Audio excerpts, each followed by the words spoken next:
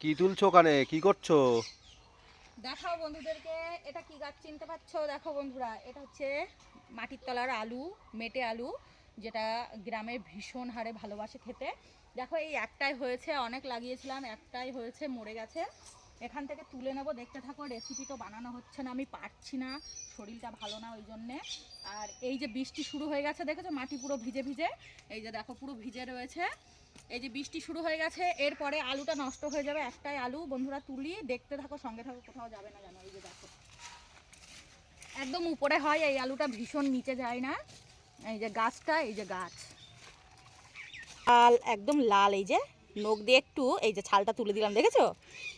দেখো তুলে নিই, অনেকটাই বড় হবে। দেখো পুরো ছাই, এই মাটিগুলো পুরো ছাই, আর একটু খুঁড়তে হবে। এই যে ক কিলো হয়েছে দেখে মনে হচ্ছে তোমার? 5 কিলো তো হবেই। বাবা, হাড় উঁচু করতে পারছি না। এই যে উল্টিয়ে দেখায়, দেখো একদম চকচকে।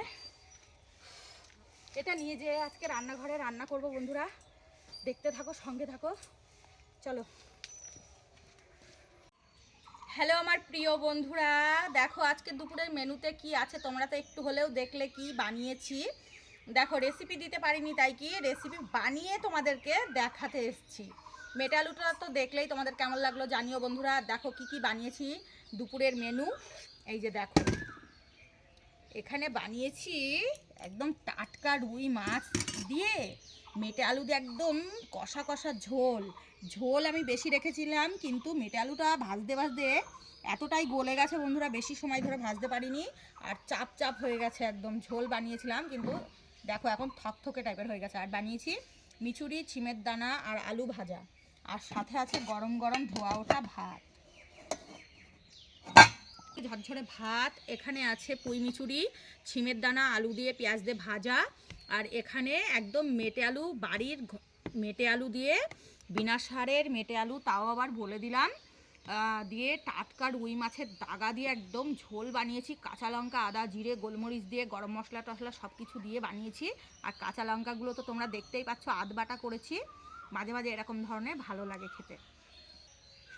আজকে মিচুরিটা খাবো না বন্ধুরা, মানে পরে খাবো আমি। দেখো প্রথমেই মাছের দাগাটা নামিয়ে নিলাম, আর এই যে মেটে আলুটা তোমাদেরকে দেখাই কতটা, এই যে বাবা হাতের সাথে পুরো আঠার মতো লেগে যাচ্ছে। এই যে যে